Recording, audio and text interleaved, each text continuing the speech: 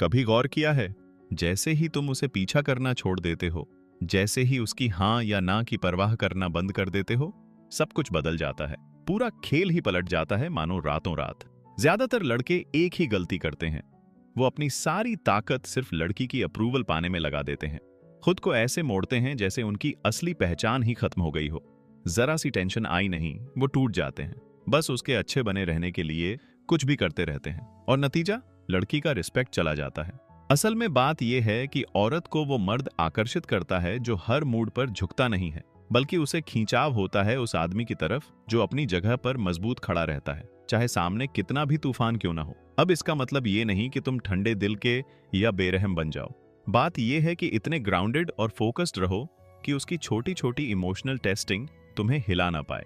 जब उसे लगता है कि ये आदमी बाकी सब जैसा नहीं है, तभी खेल बदलता है। उसका बर्ताव बदल जाता है, उसका नजरिया बदल जाता है, और वहीं से वो खुद सोचने लगती है, मैं इसे कैसे अपने पास रखूं। अब सुनो, पहला पॉइंट, उसकी इमोशनल लहरों पर रिएक्ट करना बंद करो। यहीं ज्यादातर लड़के गलती कर बैठते हैं। उन्हें लगता है प्यार या कनेक्शन का मतलब है कि हर समय उसका मूड कॉपी करना। वो खुश है तो तुम खुश, वो उदास है तो तुम भी उदास, वो चिड़चिड़ी है तो तुम तुरंत स्पॉन्ज बन जाते हो उसकी नेगेटिविटी सोख करने के लिए। लेकिन सच्चाई ये है, जितना तुम उसके मूड को अपने ऊपर हावी करोगे, उतना ही वो तुम्हें अनस्टेबल समझेगी। और याद रखो, स्टेबिलिटी यानी स्थिरता, यही सबसे मजबूत और आकर्षक मर्दाना गुण है। जब वो तूफान में उलझी हो, तुम्हें उसमें कूदने की जरूरत नहीं है।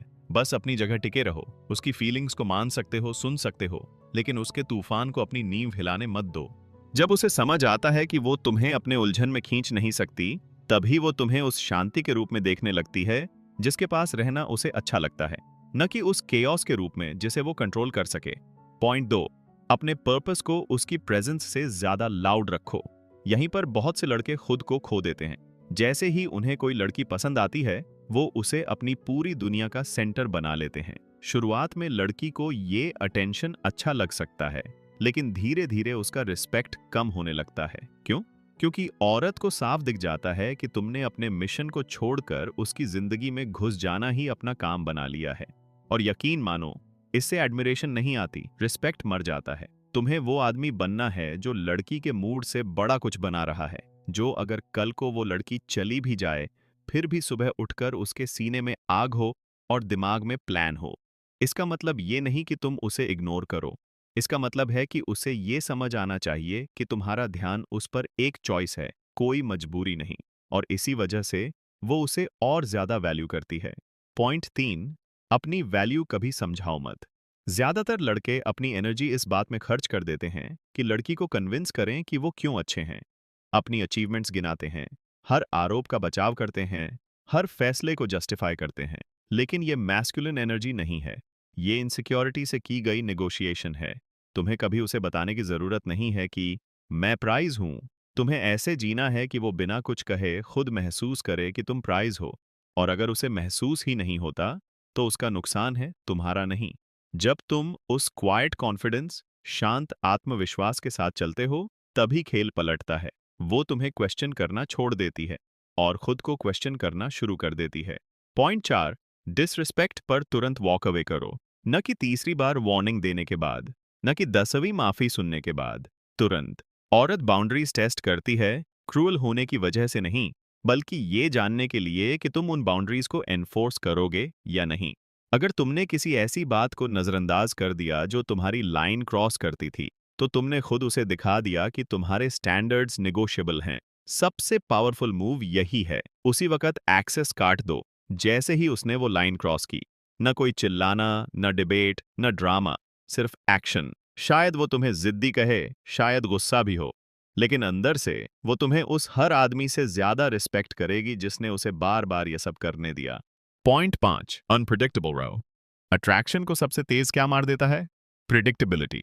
अगर उसे पहले से पता हो कि तुम हर सिचुएशन में क्या करने वाले हो, तो तुम्हें कंट्रोल करना उसके लिए आसान हो जाता है। जैसे, अगर वो तुम्हारा मैसेज इग्नोर करे और तुम हर बार फोन पर उसे ही कॉल टेक्स्ट करने लगो, गेम ओवर। अगर वो किसी और से फ्लर्ट करे और तुम हर बार जेलस हो जाओ, गेम ओवर। इसके बजाय ऐसे मूव करो कि वो तुम्हें प्री राइट न कर पाए। कभी तुम रिस्पॉन्ड करो, कभी नहीं। कभी तुम फ्री हो, कभी बिजी हो, गेम्स खेलने के लिए नहीं, बल्कि इसलिए कि तुम्हारी लाइफ सच में फुल और इंटरेस्टिंग है, जहां वो सेंटर नहीं है। यही छोटी सी अनसर्टेनिटी उसे तुम्हारे बारे में सोचने पर मजबूर करती है, जब तुम उसके पास नहीं होते। पॉइंट 6, उसकी अटेंशन के लिए compete मत करो।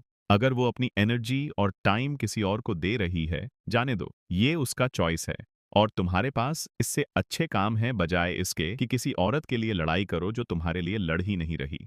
जब उसे दिखता है कि तुम उसे चेस नहीं कर रहे, कि अगर वो चल भी जाए तो तुम फाइन रहोगे, तभी उसका दिमाग हिलता है। क्योंकि बाकी लड़के तो स्क्रैम्बल करते हैं, प्लीड करते हैं या दूसरे लड़के से बेटर बनने की कोशिश करते हैं। लेकिन वो आदमी जो उसकी आंखों में देखकर कामली कहे, तुम्हारी मर्जी, मैं तो दोनों तरह से ठीक हूं, वही आदमी है जिसे वो कभी भूल नहीं पाती। पॉइंट 7, उसे खोने के लिए तैयार रहो। ये सबकी रीढ़ है। अगर तुम डरते हो उसे खोने से, तो तुम हर रूल तोड़ दोगे, डिसरिस्पेक्ट को इग्नोर करोगे, अपनी पीस खो दोगे, अपना मिशन छोड़ दोगे। लेकिन जब तुम्हारे अंदर ये एनर्जी होती है कि तुमसे पहले भी मैं कंप्लीट था और तुम्हारे बाद भी रहूंगा, तभी तुम असली जीतते हो। ये एनर्जी रेयर है, यही एनर्जी सबसे पावरफुल है। यही एनर्जी औरत को ये महसूस कराती है कि वो एक आदमी नहीं, बल्कि वो आदमी देख रही है। आखिर में, ये गेम्स की बात नहीं है। ये जिंदगी ऐसे जीने की बात है जहां तुम्हारी पीस, तुम्हारा मिशन और तुम्हारे स्टैंडर्ड्स सबसे ऊपर हों। क्योंकि सच ये है, औरत कभी भी उस आदमी को सच में प्यार या रिस्पेक्ट नहीं कर सकती जिसे वो कंट्रोल कर सके। लेकिन वो सब कुछ कर जाएगी उस आदमी के लिए जिसे वो कंट्रोल न कर सके। तो सिर्फ ऐसा आदमी बनने की बात मत करो, सच में वही आदमी बनो और देखो कैसे पूरा गेम तुम्हारे फेवर में पलट जाता है।